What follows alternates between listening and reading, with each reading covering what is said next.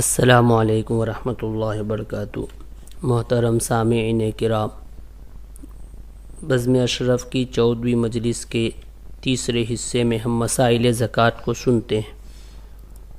کل گزشتہ جو مسئلہ بیان کیا تھا کہ ہم نے کسی کو قرض دیا ہے اور اس کو قرض دیتے وقت یہ نیت کر لی کہ 5,000 جو تو مجھے دینے والا تھا واپس میرے پیسے وہ میں نے تجھ کو زکوٰۃ کے طور پر دے دیے، تو یہ صحیح نہیں ہوا۔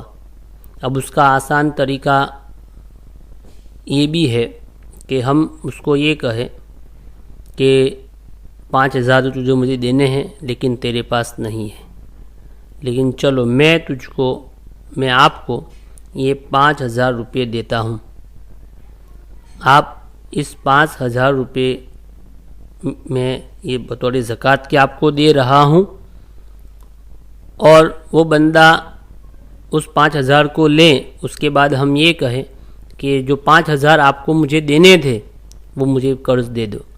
تو یہ طریقہ اگر کوئی آدمی کرتا ہے تو یہ بہت اچھا ہے۔ اس صورت میں اس کی زکوٰۃ بھی صحیح ادا ہو جائے گی، اور اس نے جو اس کو قرضہ دیا ہے وہ قرضے کے پیسے بھی مل جائیں گے، یعنی دونوں طرف سے اس کو مدد ہو گئی۔ ایک تو زکوٰۃ بھی دی اس غریب آدمی کو، تو ایک ہی مدد ہوئی۔ دوسری مدد یہ ہے کہ اس کے ذمے جو قرض تھا سامنے والے کا 5,000، وہ ابھی اس کو اپنا پیسہ واپس مل رہا ہے، تو یہ دو مدد ہو گئی۔ اس لیے ایسا طریقہ اگر کوئی آدمی اختیار کرنا چاہے تو کر سکتا ہے۔ باقی پہلی صورت کہ قرض اس کے پاس ہی ہو اور ہم اس کو بطور زکوٰۃ شمار کریں تو یہ صحیح نہیں ہوگا۔ آگے مسئلہ یہ ہے کہ قرض دی ہوئی رقم میں زکوٰۃ کی نیت کر لینا کیسا ہے۔ کوئی غریب شخص قرض لی ہوئی رقم کو آج تک واپس نہیں کر سکا اور نہیں امید ہے، اب کیا ہم اس کو قرض دی ہوئی رقم کو زکوٰۃ کی نیت کر کے چھوڑ دیں تو زکوٰۃ ادا ہو جائے گی؟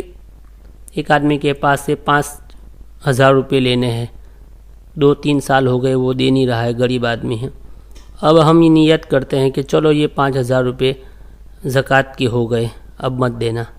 اس طریقے سے ایک لمبے زمانے کے بعد ہم ایسا کریں تو یہ صحیح نہیں ہے۔ جواب میں ہے کہ جو صورت آپ نے ذکر کی ہے اس سے زکوٰۃ ادا نہیں ہوگی، کیونکہ زکوٰۃ ادا کرتے وقت نیت کرنا شرط ہے، آپ نے تو اس کو قرض دیا تھا، اس لیے یہ صحیح نہیں ہے۔ ہاں، جو مسئلہ ابھی ذکر کیا کہ ایسا کرے تو بہت ہی اچھا ہے کہ اپنی طرف سے 5,000 روپے اس کو دے دیں بطور زکوٰۃ کے، پھر اپنا قرض بھی لے لے اور اس کو 5,000 زکوٰۃ کے دے دیے، جیسے ابھی ذکر کیا، ایسا کر سکتا ہے۔ آگے یہ ہے کہ گروی رکھی ہوئی چیز کی زکوٰۃ کس پر ہے۔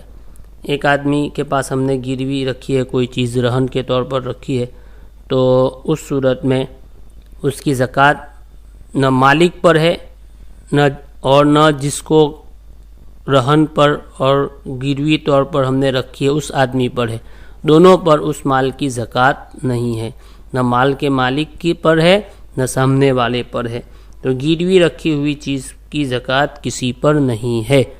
یہ مسئلہ خوب دھیان سے یاد رکھیں اور اس کو سمجھیں۔